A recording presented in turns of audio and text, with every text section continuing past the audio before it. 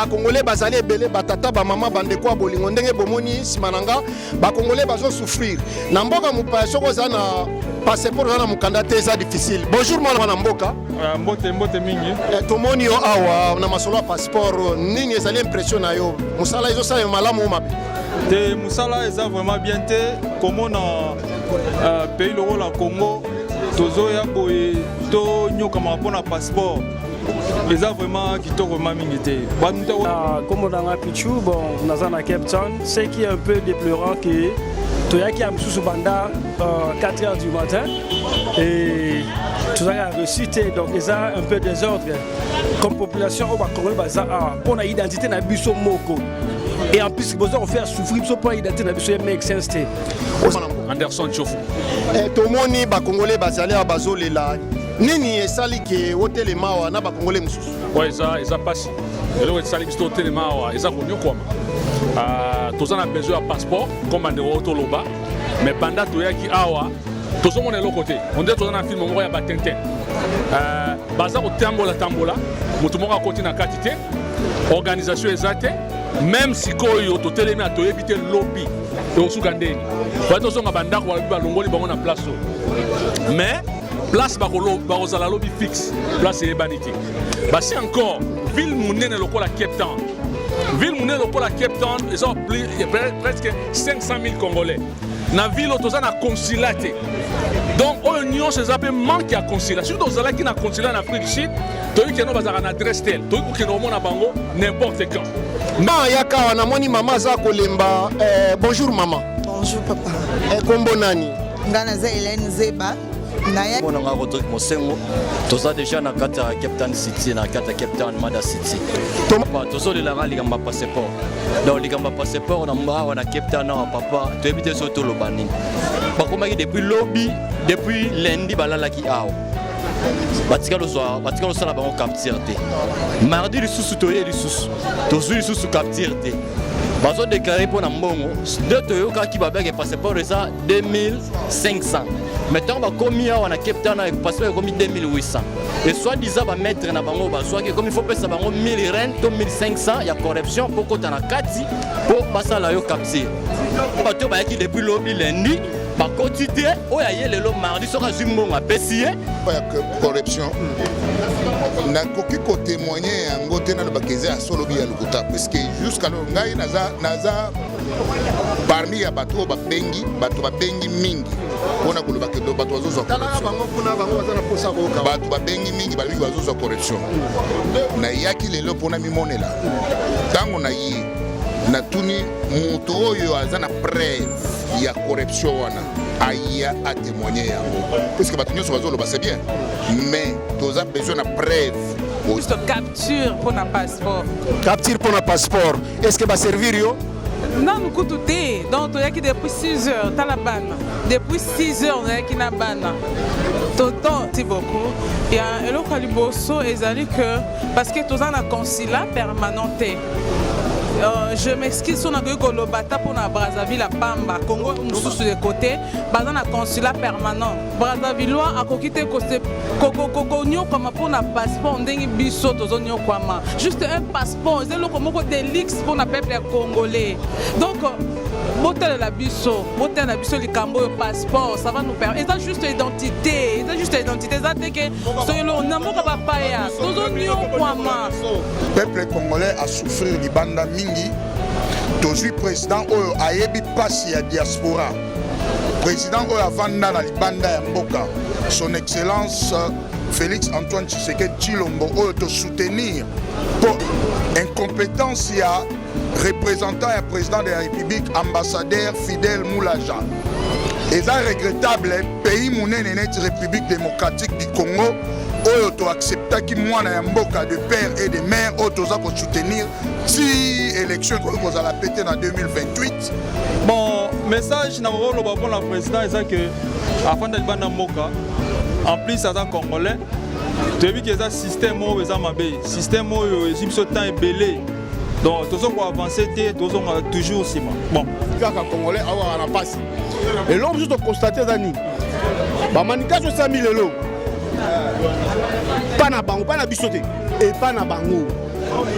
tosplike bango baza bato bayoki lobi ekosala te congolais nyonso oyo akozwa 13 place makambo oyo ekozala akozala servi na kombo ya Congo na kombo ya comité congolais ti mingi mwana mboka tolingi tozwa mwa éclaircissement epa na yo toyoki bakongolais mosusu bazoloba keno bazosenga bato bambongo ba 1000 rand ba 500 rand mpo bakota kuna corruption eza solo tobi eza kaka bilobela bakongolais bon soki nalobi ke bazosenga bato bambongo bato oyo baye awa ya frère étranger bazosenga mutu moko te mbongo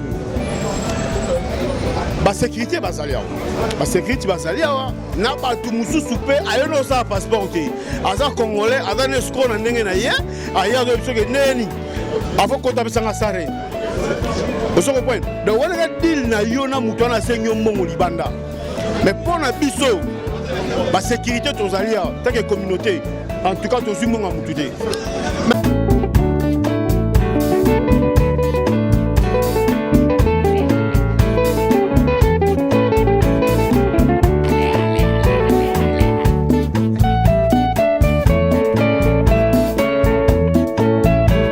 bazali ebele batata bamama bandeko ya bolingo ndenge bomoni nsima na nga bakongolais bazosouffrir na mboka mopaya soki oza na passeport oza na mokanda te eza difficile. Bonjour mwana mboka okopusa na kombo nini mwana mboka? Anderson Tchofu. Tomoni bakongolais bazali awa bazolela nini esali ke otelema awa na bakongolais mosusu? Eza pasi eloko esali biso totelema awa eza konyokwama toza na besoin ya passeport comme bandeko toloba mais banda toyaki awa tozomona eloko te onde toza na film moko ya batintin baza kotambola motu moko akoti na kati te organisation eza te même sikoyo totelemi atoyebi te lobby ekosuka ndeni baya tozonga bandako balobi balongoli bango na place oyo mais place bakozala lobby fixe place eyebani te basystème na bango batiaki online mpo bato babuki online bakombo eza enregistré mpo moko abengaki natali na telefone na ye namoni kombo na nga na kombo bandeko mosusu mais mpo na kokota ekomi kakatana donc on ne sait pas. C'est comme si biso ba congolais tozalaka na pays te tozalaka na pays te tozala mawa entre biso te pardon et puis gouvernement abandonna biso on ne sait pas tosuka wapi na ba souffrance abo mais siko koloba nini na tata mokonzi ya ekolo mwana mboka Félix Antoine Tshisekedi Tshilombo azalaki moko ya ba diaspora congolaise oyo ayebi pasi ya kozanga mokanda libanda ye azwi pouvoir sisa yango oyo ba congolais bazolelalela kaka message ni okoko oyebisa pamba te image ezokomela ezokoma ti na présidence. Il faut passer en action. Pour passer en action, il y a un peu de batouacha, baza. La batou, atia moi système de contrôle mo réseau salema parce que contrôle les athées. Ambassadeur ba rotia montambo e ba lobi 2500, ba osenga biso ba mbongo musu ba 300 likolo. Donc désordre wana les athées. Il faut tout enlever. Et puis encore, ville munene lokola Cape Town. Ville munene lokola Cape Town, ils ont presque 500 000 Congolais. Na ville otoza na consulat te. Donc union ces appels manque à consulat. Surtout aux ala qui na consulat en Afrique du Sud, toi qui no bazara na adresse tel, toi qui no mona bango n'importe quand. Mais toza na consulat te. Tandis que ba pays comme Bangola, ba pays muso amike bazana ba consulat na bango. Qu'est-ce qui empêche que République démocratique du Congo ait un consulat permanent na Cape Town pour servir les Congolais? Merci mingi mwana mboka. Mbote mingi. Tomoni yo awa na masolo passeport nini ezali impression na yo. Musala ezo sala malamu mabe. Te musala eza vraiment bien te comme na pays le la Congo tozo ya boye to nyoka mapona passeport. Eza vraiment kitoko mingi te. Ba mutako ya depuis tongo ti poko azuite akei. Alors misala tozana misala ko sala mamboze belé. Biso tout awa ça veut dire que tozana monta oya muke basengi biso po to e bandeni na ya opesa po to zo passeport. Mais façon bazo ko gérer marambu désordre sur désordre. Eza vraiment kitoko te. Désordre sur désordre. Félix Antoine Tshisekedi Tshilombo azalaki moko ba diaspora congolaise. Ayebi pasi nini ba diaspora ba monaka soki bazana mikanda te. Nini okoloba na ye?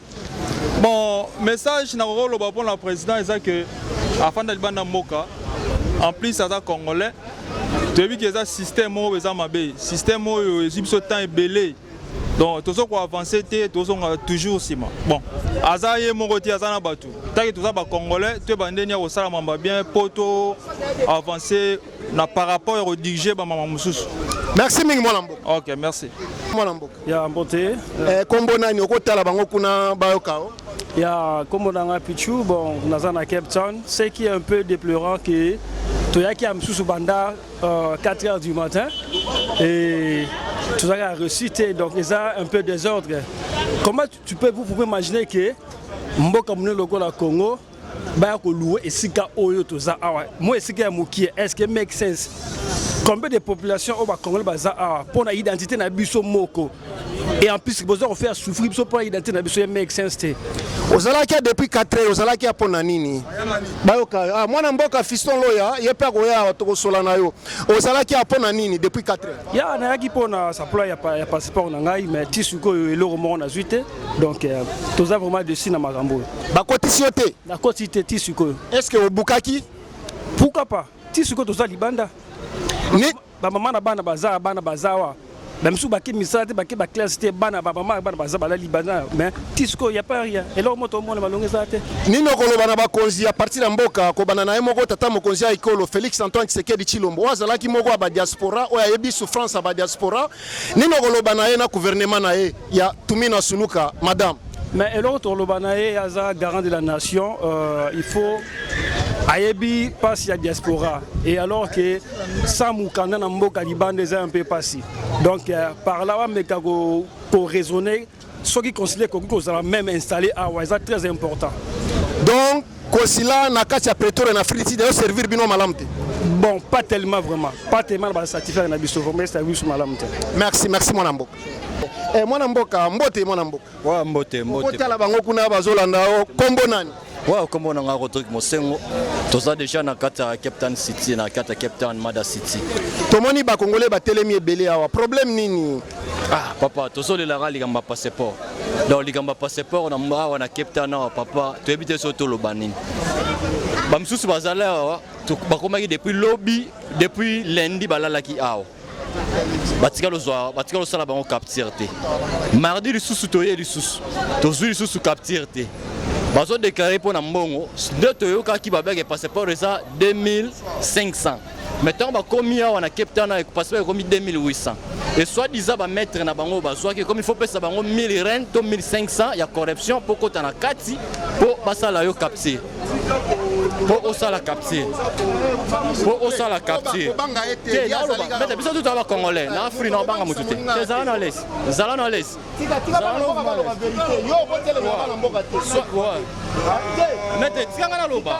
Et ça bon. Et ça bon. OK, continuez. Ouais. Il faut laisser. Il faut laisser. Loba mwana Mboka ko banga ete loba vérité ça les ana les bato bazwaki batie na ceinture wana il faut laisser bango il faut kata mbongo laisser bango bo bazwa yo bakotisa yo bato ango baza banani o batie na porte est-ce que bato ezala bato bayaki depuis lobby lundi bakotite o ya lelo mardi soka zimbongo apesi ye baza na liste na bango déjà azimbongo apesi ye bakotie na kati ya sali capture mais awa na mboka auto vivra d'ailleurs to vivra na musala tant moutaki musala déjà 2 jours aye pas manifester volontaire aux passeport d'ailleurs mbongo to aux passeport ezala ko to déjà toto kota mbongo na trésor ya l'état toto kota mbongo na trésor ya l'état parce que organisation o eza nous mal organisé parce que place bazo yamba biso na été so rozwango na hôtel place ba vandi bazo lala nde place bazo sala capture. Merci mwana Mboka na okato maloba te batata ba mama bande kwa bolingo bomoni bazo menacer biso et pas quelques congolais bazali awa o bazo linga te bana Mboka ba s'exprimer alors biso lokola média to kozala intimider te et pas toujours na cadre ya diaspora congolaise toza na kati ya Cape Town ba congolais bazali kolela pona makambo ya passeport o ezali identité na bango mbote mwana Mboka mbote kombo nani kombo lieutenant Guilain ngaza combattre moi ko na kati ya Cape Town tomoni ba congolais belé ba mama basi bana misusu azemi bazolela pona makambo ya passeport nino kolo bon bato bazolela pona mama passeport population bana ton tozaki awa biso toyaki awa po totsa moi sécurité on est pas bandaki lundi ezali moi ba des autres amitiés mais le toye to faire comprendre bandeko ba osala awa affaires étrangères comment ndenge afisi letambulaka donc totambulaka awa na badiminisation nyonso même na ba home affairs parce que nazwa mikanda ezalaka ke bato baye liboso osali mwa liste basali liste na bango baye liboso ti ata ba 100 personnes boko servir par rapport ya ndenge bato bayelaki bon bango tu me expliquer bango ba biloko wana ba compliqué biso ba te bango bana ba système bango ba salaka en plus bato ba bukaki liboso donc on a bukaki en internet il faut pas servir bon mais ba checker pe sur un système et qui bloqué donc il fallait bazonga na idée na biso nde ba des ordres ezati bato meki ko solo là na bango toujours terrain d'attente il y a bien donc lobby ceux qui place ces mots pour derrière toi l'explication donc derrière esili donc toujours luka place ce place c'est mon ani lobby va communiquer les lois na bouton tous obligé de communiquer na ba réseaux sociaux na biso dans la ba groupe union sur la communauté bana Congo ba ke adresse au ba servir bango eza place boy alors to ba ka expliquer peuple non sur ça na yo bikaka congolais awa na pasi et l'homme juste constater dani ba manifestation 5000 lelo pas na bango pas na bisoté et pas na bango to expliquer bango baza batu bayoki lobby ekosala mate congolais nyonso oyo akozwa adresse place makambo oyo ekozala akozala servi na kombo ya Congo na kombo ya communauté congolais. Merci mingi mwana mboka tolingi tozwa mwa éclaircissement epa na yo toki ba congolais musu bazoloba keno bazosenga bato bambongo ba 1000 rand ba 500 rand po bakota kuna corruption eza solo to bieza kaka bilobela ba congolais. Bon ceux qui na lobby que bazosenga bato bambongo bato oyo baye awa ya frère étranger bazosenga mutu moko te mbongo ba sécurité bazali awa ba sécurité bazali awa na bato mususu pe ayono sa passeport te aza congolais aza ne escroc na ndenge na ye aya do biso ke neni avant kota besanga sarene oso ko point donc wala ka deal na yo na mutu na senyo mbongo libanda mais pour na biso ba sécurité tozali awa tant que communauté. En tout cas, tu es mon amoutoudé. Merci mingi mwana mboka pona ko pesa lumière na biloko. Mbote mwana mboka. Mbote ndeko. Kombo nani okotala bango balanda. Kombo nanga za pasta VIP. Nazali leader na kati ya communauté. Je crois na benga kio avant ambassade ya. Na bisa kio communauté ambassade ko ya pona capture. Obligé ki bango na ba façon que il faut avant bo banda capture bo pesa ba passeport ya batu ya liboso bayokelaki biso pe moko na biso o aza leader na biso aza na kati awa na kombo ya tezo Walter tezo mutu so yebi même makambo bazolo ba corruption na koki ko témoigner yango te na lo bakeze a solo bi ya lokuta puisque jusqu'à lo ngai naza parmi ya bato ba bengi mingi ona ko lo bakedo bato bazozo corruption bato ba bengi mingi baliki bazozo corruption na yaki lelo pona mimonela tango na ye na tuni mutu oyo azana preuve ya corruption wana aya a témoigner yango puisque bato nyonso bazolo ba c'est bien mais toza besoin na preuve oye oyebisi biso ke mutu wana tel mutu azoki mbongo po biso toyeba ndenge ya kokorger mais soki ozoyebisanga kaka corruption mais corruption wana na monoko kaka puisque mutu akokoleka na balabala aya asengi yo mbongo avant yo pesa mbongo il faut o raisonner okokobimisaka mbongo na ye na poche te opesa mutu soki ya solo ke eza bato ya ambassade ou bien eza bato moko boye bazotravaille na bato ambassade toza besoin na mutu moko oyo apesaki mbongo epa mutu akangela biso ye puisque c'est ça musala na biso nde yango moni lelo toye kutu po tokotisa ordre awo omoni lelo yo po otala baboyi basala liso bakaptira awo biso nde toyebisi bango ke bosalaki erreur puisque okomema eloko na kati ya ville te mpo na nini puisque d'abord bato nyonso baza baréfugie na ndenge ya logique des choses ozo comprendre soki lelo yo bato bazoyeba eloko bazosala te etali bango il faut komema yango na cité mpo na nini biso etaki diaspora congolais balider ya diaspora congolais toko asime sécurité na bango ozo comprendre totinda bato na biso bakosime sécurité na bango pona nini puisque toyebi ke sire certain mutu akosala mobulu aza te mais soki par exemple eza na kata ville mobulu ekozala kaka pourquoi puisque awa eza na bacaméra eza makambo ebele bajournaliste bazali lolenge ndenge oyeboye tout conseil gauche à droite mais problème na biso eza mutu oyo aza sire ke balie mbongo ata olingi te kokanga moto olakisa oyebisa biso ye oyo lakisa biso ta musika ke no moto wana moto azwaki mbongo nanga puisque okoko témoigner tika bazwi mbongo biso toye pe bobe ebele babengaki nga mais na ye awa ata moto moko te akangi moto oyo alakisi nga wana azwaki mbongo nanga soko na kotémoigner nini na banzi boyoki moko ya balider ya communauté congolaise na kombo ya pasteur VIP a manyoli yango malamu mwana mboka na kozwa temps ebele te parce que opesi lumière sur makambo nyonso tout sikoyo est-ce que bazo servir ba congolais malamu awa bazozwa ba captive omoni makambo nyonso ya ba congolais problème biso ba congolais tozana patience te yelo na liboso ata ordre tolingi yango te cha mulongo oboyi siko okota ndenge ni so cha mulongo te c'est ça le problème soko tali makambo yo salama wa ata na o mafeza ba sud africain bana salama tango tozo bato bakenda oloka mikanda mais siko problème ezanini zwata notion moke ya koloba ke noto cha mulongo na bato ambassade pe bazaki na désordre mais tozongisi bango na nzela yango to yebiso ke no soki lelo yo po bato bake koluka basala soki ba confirmer place sale kozala bato bakomona la différence puisque biso tokozala tokotikela bango lisusu te ndenge bango basalaki tokozala soki baboyi bakosala yango te wana tozo assurer ozo comprendre merci mingi mwana mboka na kozwa temps ebele te problème te merci